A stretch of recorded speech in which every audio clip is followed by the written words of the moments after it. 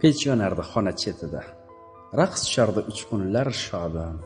Dirgizlashib uyga kirardik, biz 5 bola qor o'ynab obdon. Qo'l etiklar tortardilar saf, qo'lqoplarga qurilardi dor. O'sha eski uy devorida hali hanuz 2 ta mix bor.